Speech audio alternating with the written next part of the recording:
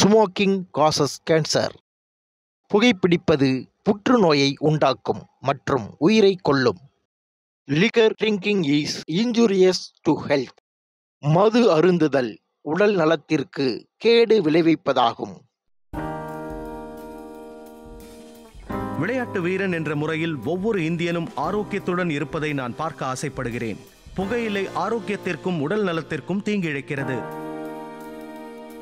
எந்த வகையான புகையிலையும் கேடு மற்றும் மரணம் விளைவிக்கும். ஆரோக்கியமான வாழ்க்கை வாழ வேண்டுமென்றால் புகையிலையிலிருந்து விலகி நில்லுங்கள். நான் செய்கிறேன், நீங்களும் செய்ய வேண்டும்.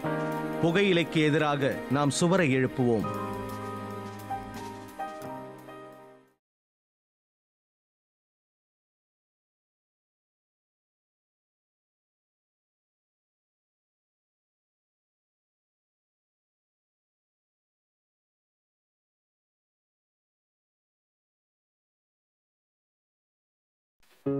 வாழ்க்கையை வாழத் தெரியா மனிதர்கள் கோடி கோடி. வானவில் போல வாழ்க்கை கலைந்து போகும். மழைத்தனை தேடி தேடி ஓடி போகும் மேகங்கள். மனிதனை தேடி தேடி ஓய்ந்து போகும் பொழுதுகள். வாழ்க்கையை வாழத் தெரியா மனிதர்கள் கோடி கோடி. வானவில் போல வாழ்க்கை கலைந்து போகும்.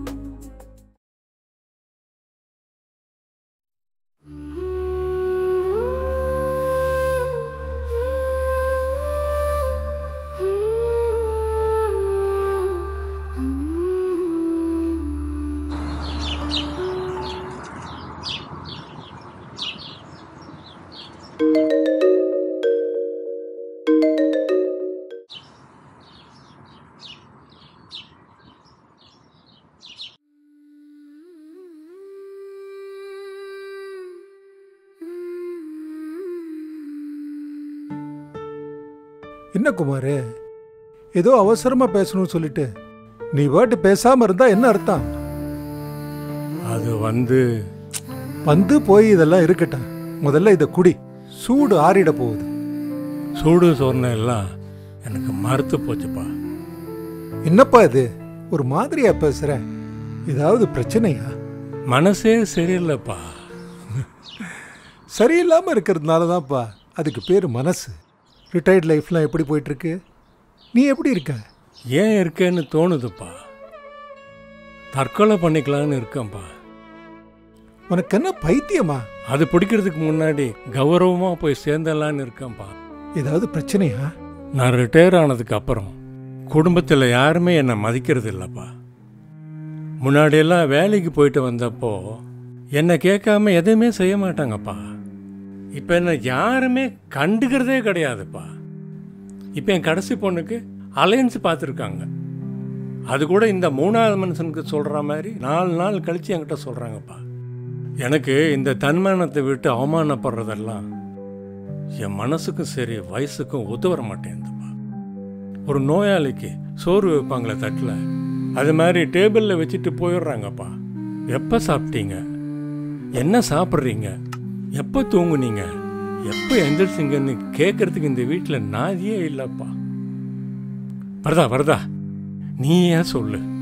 ரிட்டையர் ஆனவன்றது ஓய்வு எடுக்கிறவன்னு தான் அர்த்தம், உபயோகம் இல்லாதவன்னு அர்த்தம் இல்லையே. அப்புறம் ஏன்பா என்னை மதிக்க மாட்டேன்றாங்க? மரியாதை குறைச்சலாக வாழ்கிறத விட மரியாதையோடு போய் சேர்ந்துடலான்னு இருக்கிறான்ப்பா. அதான் கடைசியாக உன்னை பார்த்து பேசிட்டு போகலான்னு வந்தான்ப்பா.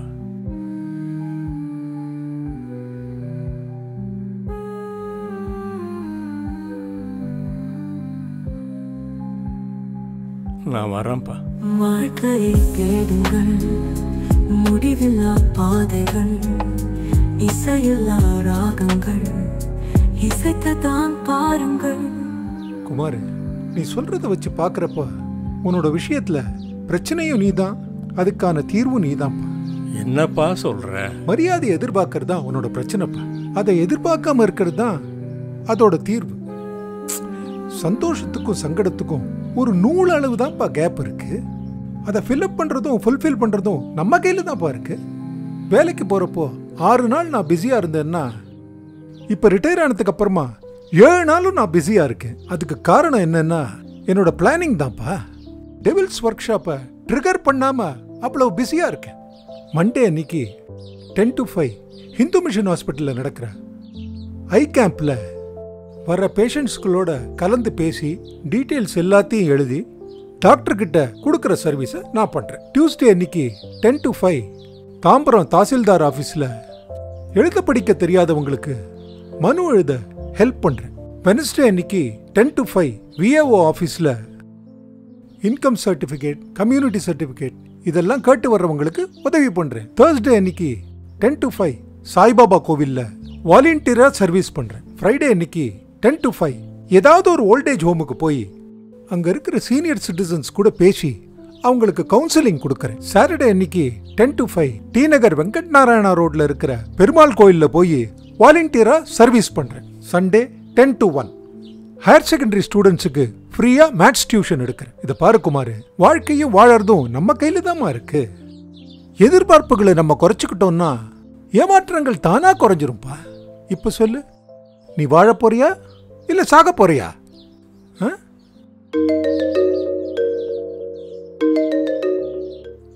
ஹலோ அப்பா. ஹலோமா. இன்னும் வீட்டுக்கு வரல? சாப்பாடு ரெடியா இருக்குப்பா. நீங்க வந்தீங்கன்னா ஒன்னா சேர்ந்து சாப்பிடலாம்ப்பா. மணி 1:45 ஆகுது. ஒரு 15 மினிட்ஸ்ல வந்துடுறேம்மா. வரதா, நானும் வரலாமாப்பா?